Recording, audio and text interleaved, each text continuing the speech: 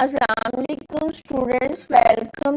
आज का हमारा topic has played and revolutionary role in improving our agriculture and production of high yield crops।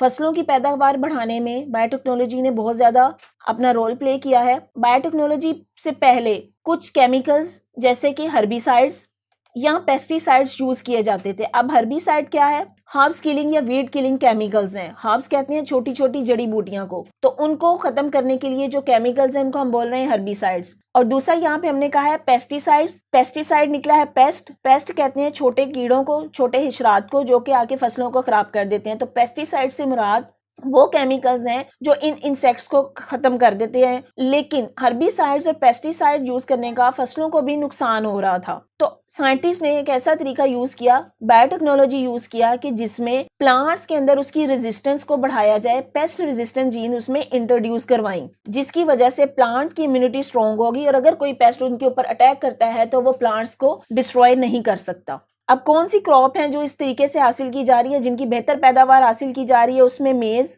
यानी corn है, wheat, rice, canola, potato, soybean और cotton. ये वो क्रॉप्स हैं जिनकी पैदावार को बायोटेक्नोलॉजी प्रोडक्ट्स यूज करते हुए बेहतर बनाया गया है।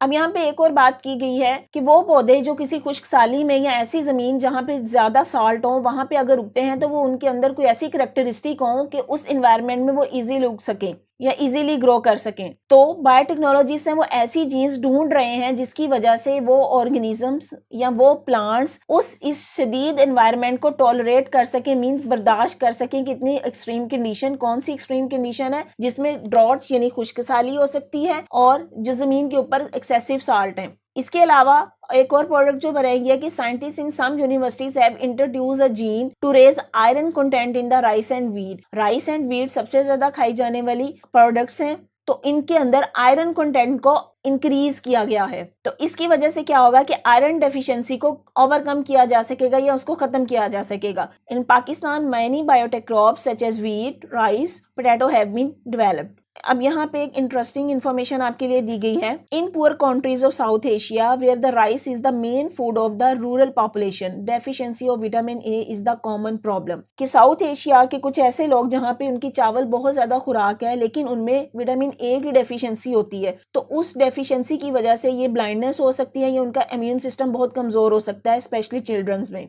तो साइंटिस्ट ने क्या किया है, उस विटामिन ए की जीन्स को उस स्पीशीज में या चावलों में इंट्रोड्यूस करवा दिया है, जिसकी वजह से अगर वो बहुत ज्यादा चावल खाते हैं तो उनको विटामिन ए की कमी ना हो पाए। तो ये जेनेटिकली मॉडिफाइड गोल्डन राइस जो है उन्होंने बनाए हैं, जिसमें विटामिन ए ज्यादा अमाउंट में होता है कि उसकी डेफिशिएंसी नहीं हो सकती इसके खाने वालों में। यहाँ पे पिक्चर भी दी गई है कि जेनेटिकली मॉडिफाइड गोल्डन राइस बनाए गए हैं जो कि विटामिन ए एनरिच्ड होते हैं।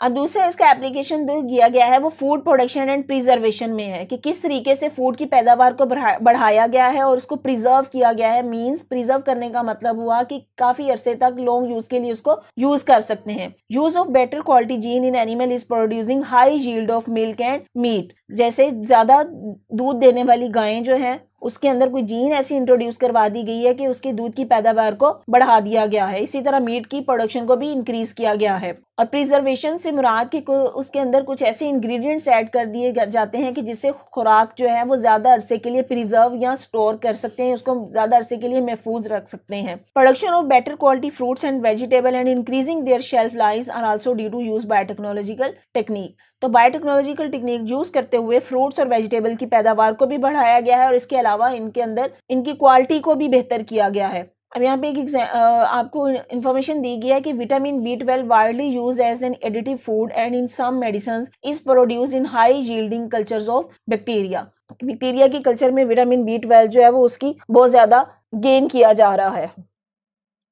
जी थर्ड एप्लीकेशन इसका हेल्थ में है कि biotechnology techniques are used for curing disease and improving health. Biotechnological technique को किसी डिजीज के इलाज के लिए इस्तेमाल किया जा रहा है और हेल्थ या सेहत को बेहतर बनाया जा रहा है। The diseases for which previously no adequate treatment was available can now be treated using biotechnological technique. कि वो डिजीज या वो बीमारियां जिनका इससे पहले कोई इलाज नहीं था लेकिन बायोटेक्नोलॉजी टेक्निक यूज करते हुए इनको क्योरेबल किया गया है। अब इसमें क्या किया जाता है, कोई भी बीमारी है उसका रूट कॉज ऑफ डिजीज को आइडेंटिफाई किया जाता है कि उस बीमारी की वजह क्या है, फिर उसके अगेंस्ट एक मेडिसिन बनाई जाती है जो इस डिजीज के खिलाफ कुव्वत मदाफत पैदा करती है।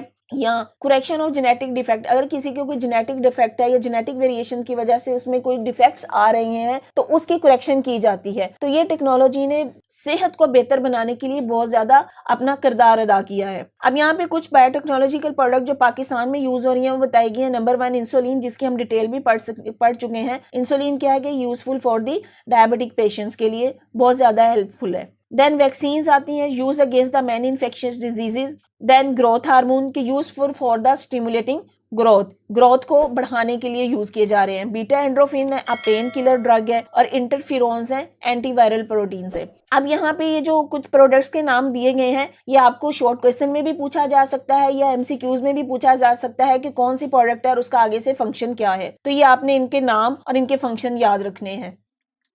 जी, अगला जो लास्ट एप्लीकेशन बायोटेक्नोलॉजी का है वो इन्वायरमेंट में है कि इन्वायरमेंटल प्रॉब्लम्स को कैसे ओवरकम किया गया है, किस तरह से पोल्यूशन को रिड्यूस किया गया है, इसमें बायोटेक्नोलॉजिकल प्रोडक्ट्स का क्या किरदार है। अब यहाँ पे बताया गया है कि environmental problems like pollution, degradation of land and sewage water are also resolved using the biotechnology. Micro organism या genetically modified bacteria are used to treat sewage and refuse. Sewage, जो सीवेज वाटर होता है, sewerage का पानी, और या refuse जितना भी लिटर या गंदगी है उसको खत्म करने के लिए माइक्रो ऑर्गेनिजम्स यूज किए जा रहे हैं। ये माइक्रो ऑर्गेनिज्म उस लिटर को वहां से खत्म करते हैं या उसको डिग्रेड कर देते हैं। They may also be used to clear the spilled oil. अब ये स्पिल्ड ऑयल क्या है?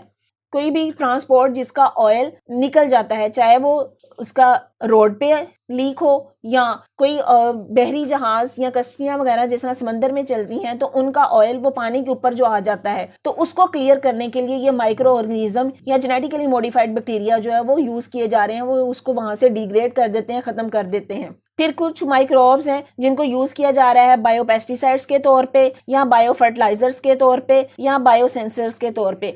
अब पेस्टिसाइड्स भी आपको पता है कि क्या होती हैं, जो पेस्ट को खत्म करने के लिए हो। फिर फर्टिलाइजर्स जो ऐसी चीजें हैं जो किसी प्लांट्स की ग्रोथ को बढ़ाने के लिए यूज की जाती हैं। और बायोसेंसर वो कोई इंस्ट्रूमेंट्स होते हैं जिनको यूज किया जाता है बायोटेक्नोलॉजिकल प्रोडक्ट्स बनाने के लिए या उसको सेंस करने के लिए। तो ये बायोटेक्नोलॉजिकल टेक्निक यूज करते हुए हम अपने इन्वायरमेंट को बेहतर बना रहे हैं। अब यहाँ पे कुछ इन्फॉर्मेशन दी गई है कि biotechnologist have identified a gene in a weed plant which enables the plants to show tolerance to salt, drought, heat and cold. अब वीड प्लांट में ऐसी वो टेक्निक यूज करते हुए उसको प्लांट्स की हेल्थ को या उसकी टॉलरेट एबिलिटी को इतना बेहतर बनाया गया है कि वो साल्टिश एनवायरनमेंट को या ड्रॉट खुश्क साली को या ज्यादा हीट हो या ज्यादा सर्दी हो तो उसको रेजिस्ट कर सकती है, उसको रोक सकती है। In a research product, when these genes was inserted into tomato and tobacco cells, they withstood the said adverse condition far better than ordinary cell। क्या मतलब हुआ कि ये वो जीन्स अगर टोमेटो सेल में या टोबैको